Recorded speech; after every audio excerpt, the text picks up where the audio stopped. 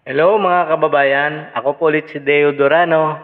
Shoutout nga pala sa aking kumpare dyan nasa Tugigaraw na si Edwin Rabago at ang asawa niya na si LB Rabago.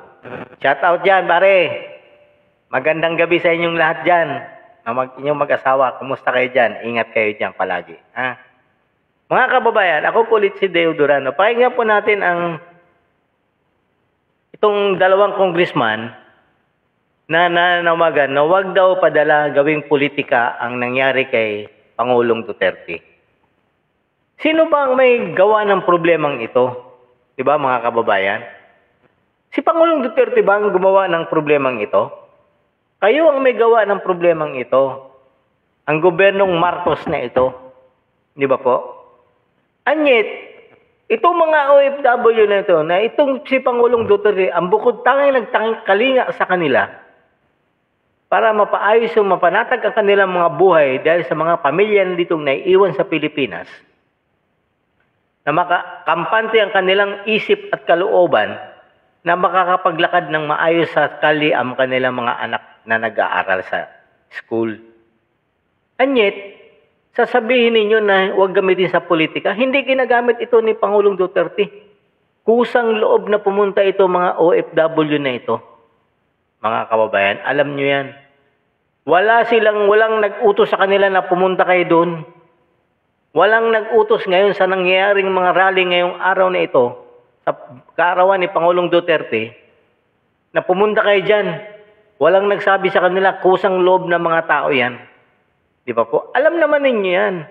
And yet, itong si congressman na ito, ginagamit daw sa politika ang mga OFW. Tingnan niyo yung mga ginagawa ninyo. Imbis na pakalmahin ninyo yung mga OFW, tinatakot nyo pa. Nagtatanggalin nyo ng pribilehiyo doon sa pagdating sa airport. Yung ginagawa ninyo, lalong lang nakakagalit sa mga OFW. Di ba po, mga kababayan? Grabe talaga itong mga gobyerno natin ngayon. Imbis na pakalmahin ang mga tao, lalo lang ginagalit. Di ba? Sino ba ang magiging resulta nito? Pakinggan po natin ang kanilang mga interview ng UNTV doon sa mga dalawang congressman na ito. Pakinggan po natin mga kababayan. Hindi ko lang alam kung itong si Marisa Delmar, totoo ba ng naging OFW ito? Baka may galit na galit dito na isang OFW na hindi yata ito naging OFW, o bakit ginamit lang nitong pangalan na OFW para maging congressman. Dapat ito hindi na iboto to ngayon darating na halalan mga kababayan. Yung OFW at itong si Luhistro, mga party list lang po ito. Huwag nyo nang iboto ito mga to.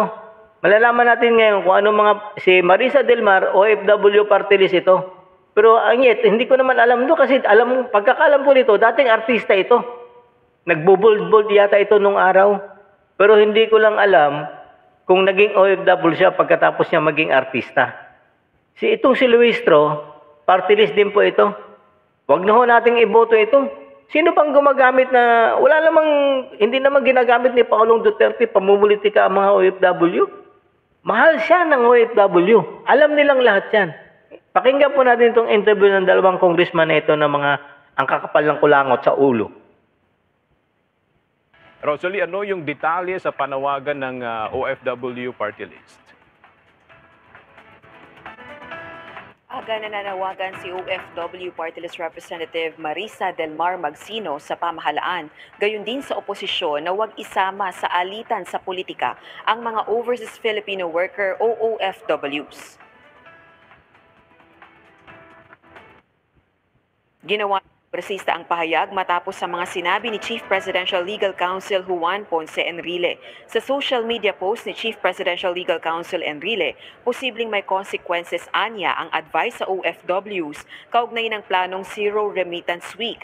Pwede anyang mag-retaliate ang Kongreso at suspindihin ang tax privileges ng OFWs na susunod sa payong huwag magpadala ng remittance sa Pilipinas sa loob ng 1 linggo. Giit ni Representative Magsino, walang kulay ang pagsumikap ng OFWs. Malaki rin anya ang ambag nila sa Pilipinas kaya hindi dapat sila idamay sa mga isyong pampolitika at kultura ng pagtutunggalian. Giit naman ni Batangas 2nd District Representative Jervil Luistro, hindi dapat maging agresibo sa isyong ito. Narito ang pahayag ng mambabatas. Huwag tayong magpadalos-dalos. Let us always remember the significance of the OFWs, not only in the Philippine economy, but even with respect to the interest of their families left behind, yung mga naririto, dialogue with them, and give them opportunity to understand kung bakit humantong sa ganito itong mga allegations of EJK against the former President of the Philippines. Ganito rin ang pananaw ni Senate President Francis Escudero at sinabing hindi ito issue ng gantihan. Kung gusto rin anyang pahupain ang tensyon sa politika ay hindi dapat patulan na o gantihan ang mga ganitong issue. Balik sa Tama mga kababayan, tatlong yan. Dalawang congressman at saka si Chis Escudero. Ang sabi ng OFW na congressman na si Marisa Delmar, wag daw gamitin ang OFW para kasi ang banat agad ni Enrile, nung legal advisor ngayon ni BPA, na baka raw tanggalan sila ng pribilehiyo pagdating sa NAIA, yung mga taxes. Tama ba yung advice ni Enrile? Hindi ba lalong nakakagalit yun para sa mga OFW? At karapatan po ng OFW kung magpadala man sila ng pera o hindi sa kanilang kamag-anak. Katulad nga ng narinig ko sa isang OFW na nag-interview, sinabihan na nila yung mga kamag-anakan nila dito na 1 linggo hindi kami magpapadala. Ang sabi nila, pinadala na namin yan ng pang-1 buwan. Kahit magpadala kami ng 1 buwan hindi kami magpadala ng 1 buwan. Pwede kasi pinadala namin bago nag-umpisa ngayong no remittance. Di ba po? Yun ang sabi ng mga OFW. Karapatan nila yun. Simula nung biniyahe si Pangulong Duterte galing Villamor Air Base, papuntang Dubai, papuntang Netherlands, di ba mga kababayan, wala naman siyang panawagan na OFW, puntahan niyo ako sa Netherlands. Kasi bakit? Putok na putok dito sa Pilipinas. Yan ang nangyari. Alam naman natin may social media tayo. May YouTube, may Facebook. Doon nababalitaan. Di ba po, mga kababayan? Itong si Luistro naman, para daw ikwento daw kung ano nangyari sa EJK. Ito talagang mga congressman ito, mga protector talaga ito ng mga adik. Ang sinasabi niya, EJK, kayo lang naman nagsasabi na extraordinary killing. Pero kung pinoproteksyonan niyo yung mga adik, mga drug lord, mga pusher, pero yung biktima ng mga to, may nabanggit pa itong mga to? Yun ang nakakasama ng loob, mga kababayan. Wala talaga silang pakialam sa mga nararamdaman ng mga tao dito. Iba po? Mga kababayan, sana nangyari ngayon mga rally, hindi natin alam kung saan hahantong ito kasi palita ko 2 araw dito. Simula ngayon hanggang bukas daw ito. Baka biglang mapapaba ngayon yung CBBM. Nako.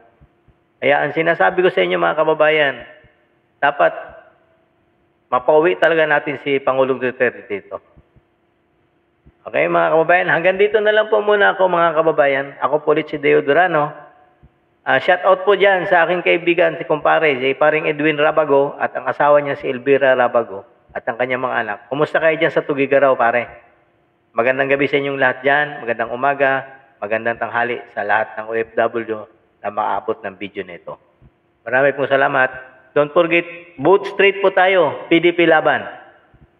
Mabuhay ang Pilipinas. God save the Philippines.